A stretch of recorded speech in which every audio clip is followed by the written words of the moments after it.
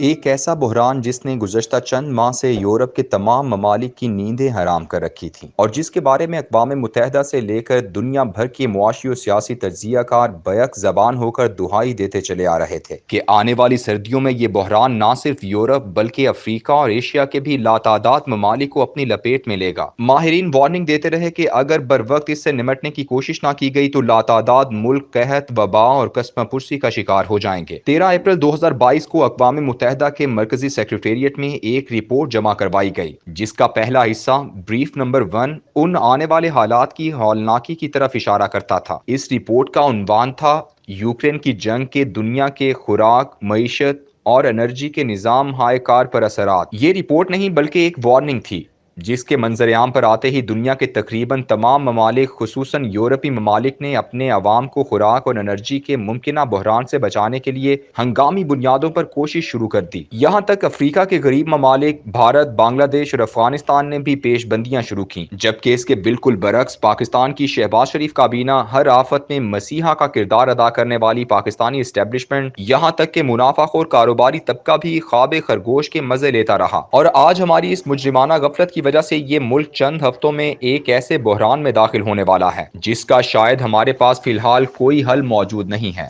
اس آنے والے بحران کے حوالے سے دنیا بھر کی اخبارات، رسائل اور عسکری جرائد پاکستان کا خصوصی تذکرہ کر رہے ہیں۔ مغربی میڈیا میں سب سے کم متعصب اور غیر جانبدار میڈیا جرمن میڈیا تصور ہوتا ہے۔ اس کی بنیادی وجہ یہ ہے کہ جرمنی کی تاریخ میں کبھی بھی کوئی کالونی نہیں رہی اور نہ ہی کبھی اس کے توسیع پسندانہ عزائم تھے۔ سرد جنگ کے زمانے میں بھی وہ بمشکل امریکی چھتری تلے اور نیٹو کا حصہ بن کر اپنی آزادی کا تحفظ کرتا رہا ہے۔ پاکستان کے حوالے سے انہی غیر جانبدار جرمن تجزیہ کاروں کے تبصرے اور تجزیے امریکی اور برطانوی متعصب تجزیہ کاروں سے زیادہ قابل اعتبار ہوتے ہیں۔ یوں تو دنیا بھر کے اخبارات میں پاکستان کے حوالے سے آنے والے بحران کی ہولناکی کا تذکرہ عام ملتا ہے، لیکن جرمنی کے سنجیدہ میگزین جرمن فارن پالیسی میں 24 اگست 2022 کو جو مضمون شائع ہوا ہے اس کا عنوان ہی چونکا دینے والا ہے۔ یورپ مایا گیس کا ذخیرہ کر رہا ہے، پاکستان کی روشنیاں گل ہونے والی ہیں۔ یہ مضمون جرمن زبان میں شائع ہوا ہے، لیکن گوگل کے ترجمے کی سہولت کی وجہ سے ہر کوئی اسے پڑھ سکتا ہے۔ چونکا دینے والی بات یہ ہے کہ اس مضمون کی ذیلی سرخی میں لکھا ہے کہ غریب ترین ممالک کو انرجی کے بحران کا خطرہ ہے کیونکہ یورپ مایا گیس خرید رہا ہے۔ یعنی اس وقت عمومی صورتحال یہ ہے کہ دنیا بھر کے تمام غریب ممالک بحران کا شکار ہونے والے ہیں، لیکن شہ سرخی میں پاکستان کا ہی تذکرہ کیا گیا ہے۔ پاکستان میں اس بحران کی واضح آمد کی وجہ گزشتہ 5 ماہ سے قائم ایک ایسی حکومت ہے کہ جس کے ابھی تک اوسان ہی بحال نہیں ہو سکے۔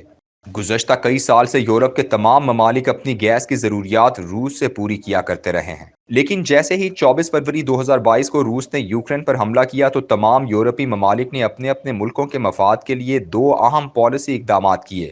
ایک یہ کہ امریکہ کے اتحادی ہونے کے باوجود یورپی ممالک نے امریکہ کا یہ حکم ماننے سے انکار کر دیا کہ وہ روس سے گیس اور پیٹرول نہ خریدیں۔ یہی وجہ ہے کہ جب جو بائیڈن افریقہ اور مشرقی وسطیٰ کے دورے پر گیا اور اس نے افریقی ممالک سے کہا کہ آپ روس سے گیس نہ خریدیں تو سب نے اسے یہ کہہ کر لاجواب کر دیا کہ پہلے یورپ کو منع کرو، پھر ہم بھی تمہاری بات مان لیں گے۔ یورپ نے دوسرا قدم یہ اٹھایا کہ اس وقت دنیا میں جہاں کہیں بھی مایا گیس نکالی یا بیچی جاتی تھی وہاں زیادہ قیمت دے کر اس گیس کا سودا کر لیا، اور اس وقت عالم یہ ہے کہ دنیا میں جتنے بھی LNG کے آئل ٹینکر موجود ہیں یورپ ان کا سودا کر چکا ہے۔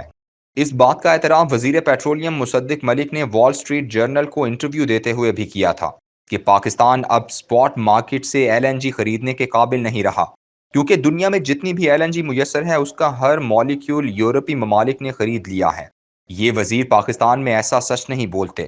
عالم یہ ہے کہ پاکستان نے LNG خریدنے کے جو معاہدات کیے ہوئے تھے یورپ کے ممالک ان معاہدات کو کینسل کروا رہے ہیں اور کمپنیوں کو معاہدہ کینسل کرنے کا 30% جرمانہ بھی ادا کر رہے ہیں، اور ساتھ ہی اگر وہ جہاز پاکستان کے ساحل کے قریب آ چکے ہیں تو انہیں کرائے کی رقم دے کر جہاز یورپ منگوا رہے ہیں۔ 2 دن پہلے تک روس کی جانب سے یورپ کو گیس کی سپلائی جا رہی تھی اور یورپ اس LNG کو استعمال نہیں کر رہا تھا جو اس نے دیگر ممالک سے معاہدات کے تحت محفوظ کر رکھی تھی۔ لیکن 5 ستمبر کو روس نے یورپ کو نارڈ سٹریم آئی کے ذریعے جو گیس فراہم ہوتی تھی اس میں 75% کمی کر دی ہے اور کہا ہے کہ روس اس وقت تک پوری سپلائی فراہم نہیں کرے گا جب تک یورپی ممالک روس کے خلاف معاشی پابندیاں ختم نہیں کرتے۔